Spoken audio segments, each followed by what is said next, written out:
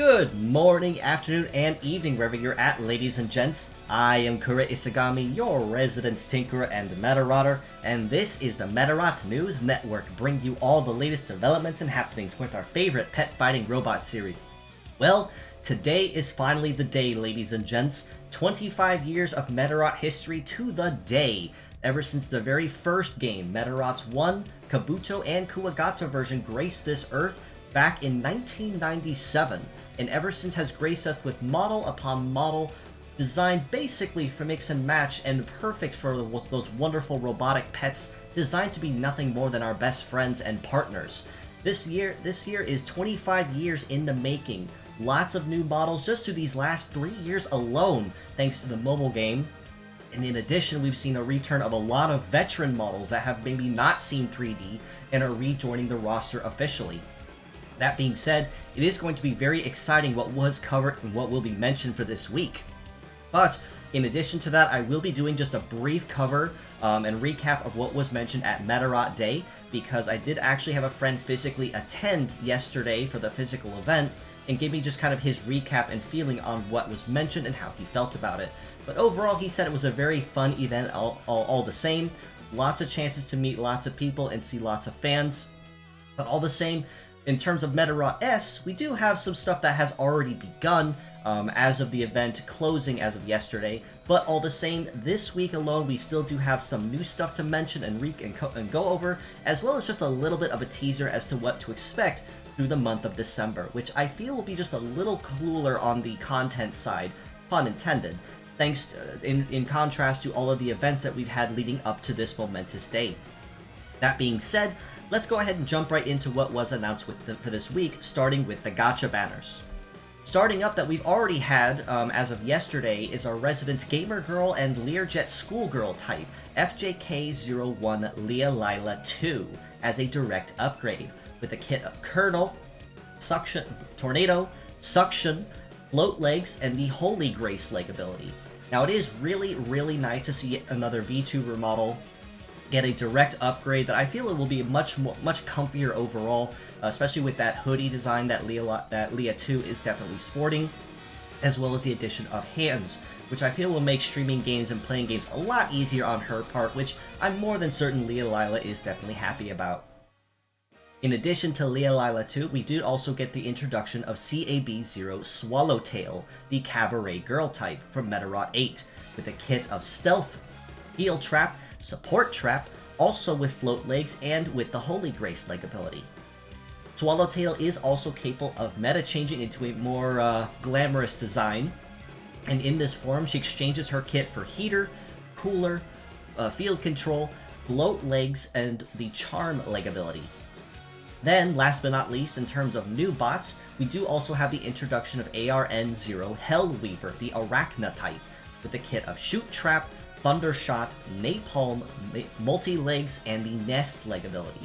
Now, just between these three alone, I think naturally the big priority is going to absolutely be on Leah 2, given that she has a lot of very cute design, very adorable overall, but her kit essentially as a crowd controller between stunning foes and stalling them in heat or cool will definitely make her a very solid go-to model for anyone in need of status ailments and crowd control.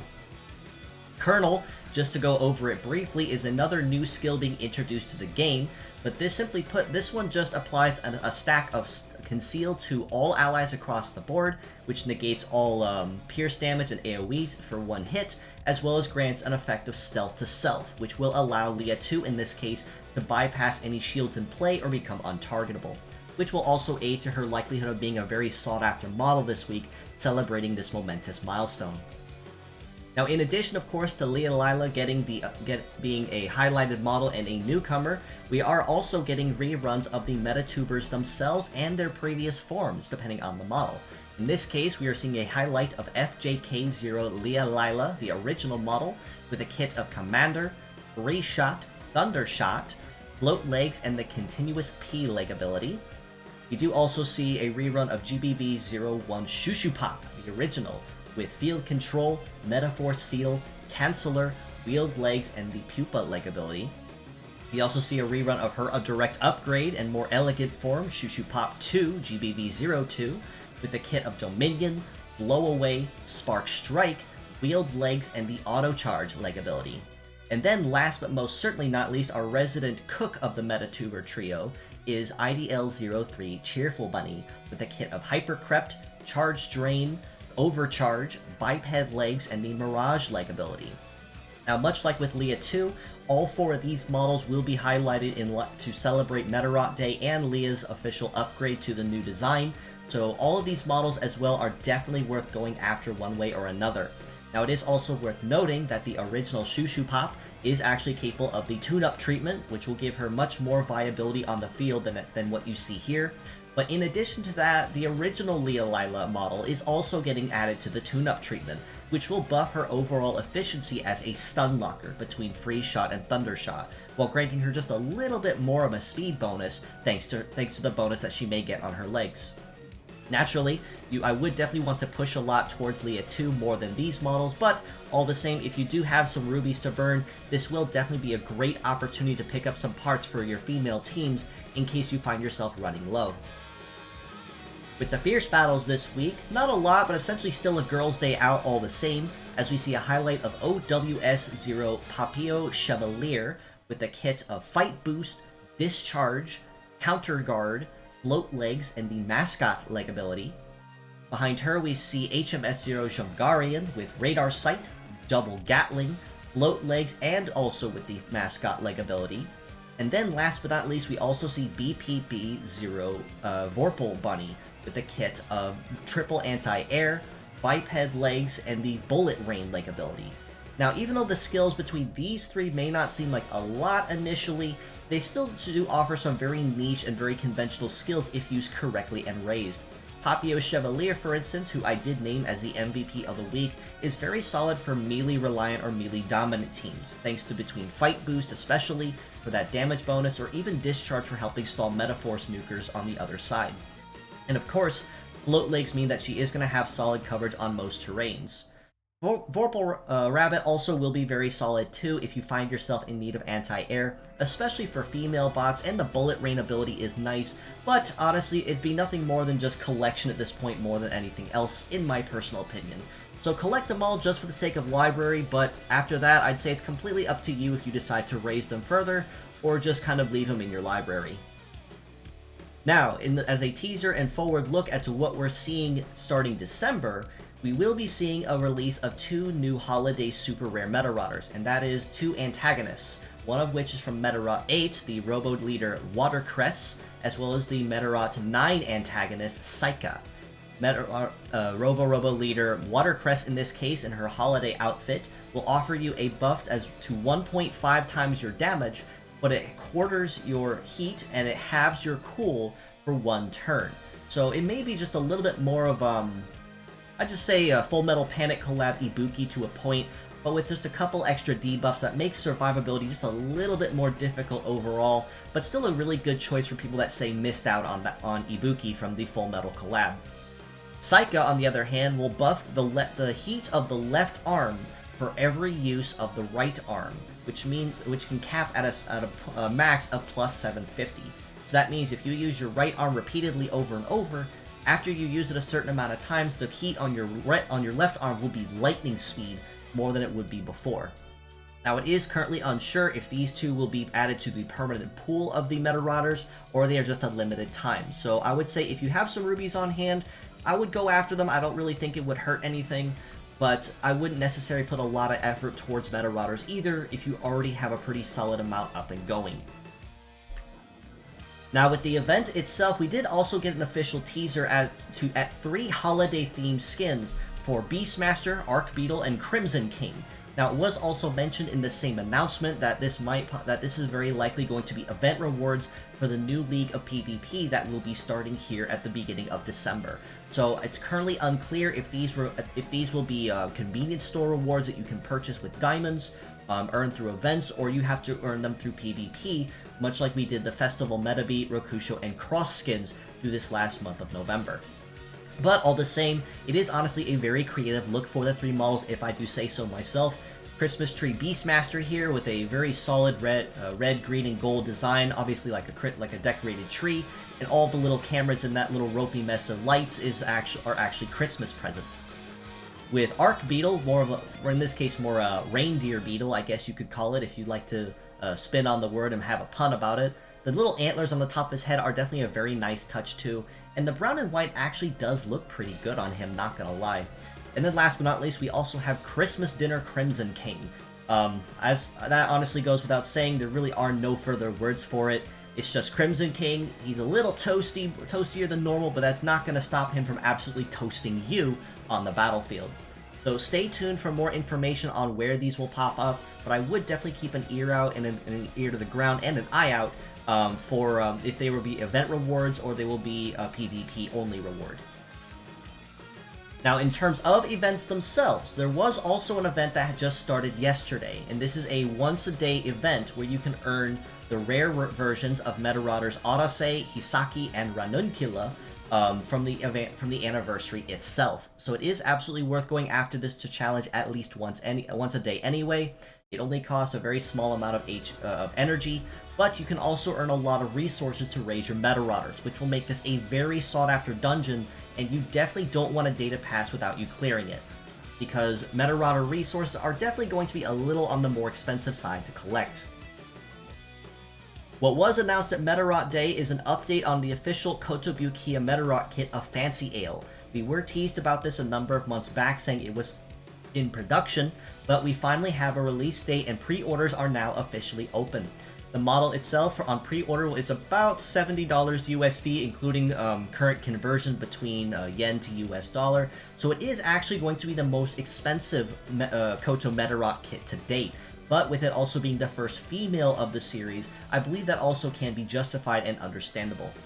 Pre-orders, as I mentioned, are officially live on most model-making sites, especially with Kotobukiya themselves. So if you are going to collect this model, I would recommend getting your name on the book sooner than later, so that they aren't all out of stock the moment that it releases.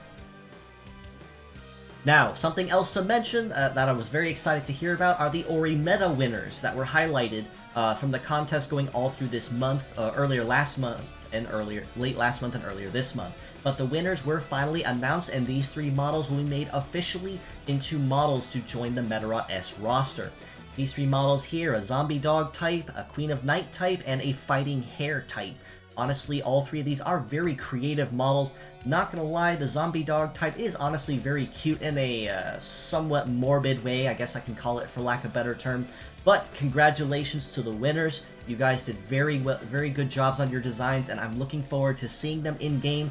And of course, you can count on me to report on them and kind of give the breakdown of their stats and how I think they'll fare once they officially join the game. Now on the community front, we are still always looking for translators for the Medarot 3 and the Medarot Reloaded translation projects. Progress is still ongoing, just a little by little for Medarot 3, but we still have a lot of stuff that needs to be done for the Medarot Reloaded translation project. So if you guys are knowledgeable in coding or cleaning or Japanese and have some time on your hands, we are more than appreciative of any efforts that you'd be willing to provide, or if you know a friend that might, feel free to send them our way. You're more than welcome to reach out to me, or you can join us in our Discord, and we can get you in touch with the right people that can fill you in on what needs done, or anything that has been finished up to date. Now, I'm pretty sure this is the moment you guys have all been waiting for, and to highlight the weekly art, just a couple pictures here from my good buddy Crow-sama, or at the Crow-sama on his YouTube page, who physically attended Medarot Day, going to a couple pictures that he shared with me, and I also have a blurb here that he shared with his overall thoughts on Medarot Day, since he was physically there. So let me go ahead and read that to you guys here real quick. From Crow himself, he said the first floor had art displays, gachapon, and Lotto Curry featured. The Lotto Curry had a chance to win the Metatuber acrylic signed by the tubers themselves, or as a signed poster. Wanted the signed poster, but the 1,000 yen is a lot for Curry and a chance to win it, lol. Couldn't take any photos, but the area was fairly small. Surprisingly, there were a lot more people than I thought would appear. Everyone was incredibly nice and had a very welcoming atmosphere. The second floor was where the new Kotobukiya kit Fancy Ale was displayed and painted professionally. Pre-orders go up tomorrow, as of yesterday. Also, all the merch originally on the online shop was available for physical purchase. The host of the Medarot YouTube channel, Producer-san and Toru Igota, the Medarot music producer and composer, hosted the current event there on stage and were so good together and had a great time. After that, we also had the Metatubers IRL reveal in costume sing their special songs Secret Sense, Success, and Super Soul Survivor. In addition, there was also a live script read by the three main characters of Medarot S, Minori Suzuki, Misato Murai, and Kotomi Aihara, who were fantastic. Watching the voice actors do their art in front of you is such a wonderful experience. They each also sang their respective songs, Sadistic Innocence, Steps, and Celine's Satisfaction. All were great, and the Itoga sang at the very end, and the finale was everyone singing together. The event was good, and I hope the event next year is even bigger than this. So Kuro, I would like to take a second and say thank you so much for filling us in on the details, the pictures, and everything else you provided. You are an absolute hero and MVP, my friend, and if you guys are looking for stuff to follow, definitely give his YouTube channel at the Crow-sama a follow, and definitely keep up to date with anything that he shares. Now, with all that being said, I believe that covers just about everything for this week's episode, so I do appreciate you all for stopping by once again, just as you always do every week. That being said, if you'd like to know more or keep in touch with us, you can join us on Facebook at the Medarot News Network page I manage there, or the Metabots Forever community as well. You can also join us on Discord in the link provided and in the comments below, and this is the best way to keep a close ear to the ground on anything related to Medarot. This includes any new merchandise updates, pictures, fan art, my weekly episodes. That's the first place you'll hear it before it goes anywhere else. You can also reach out to me personally on Twitter at IsagamIKura, so if you have any questions or feedback or comments, or even just want to reach out and say hi, I leave my DMs open purposely for this reason, so feel free to stop in, say hello, and don't be a stranger. And if I don't get back to you right away, I'll definitely be sure to do what I can about it. I would also love if you guys follow these two wonderful friends of mine as well I'm highlighting this week. Twitter user Kuroimo, who also goes by Kurojiri on YouTube, has been just recently released a year-long project of a 40-minute Medarot medley that he'd been working on. It honestly has been the only thing I've been listening to these last several days since it released, and it's honestly fantastic. All the medleys, all the tunes, all the BGMs, all the battle themes. You want them, you have them. Definitely give him a follow on Twitter and on YouTube to go listen to that and tell me what you think and show your support for a fellow Medarotter artist. Speaking of Medarotter artists as well and content creators, do also give my buddy Sadant Voiro, also on Twitter, a follow for his wonderful work in keeping up to date with actions, animations, and video gameplays of all the early Medarot games, or even just the games in general through the years. He recently just reached out to me as well with a playlist that he had been working on that provides all the movements and animations and gameplay clips of all the games through the years, starting from the original to the modern. So definitely give him a follow as well and show your support for the Medarotter community. That being said, I do believe that covers everything once again, so thank you again for stopping by on this momentous 25-year history of Medarot to the day. Until next time, this is your host, Kura Isagami of the Medarot News Network, signing out.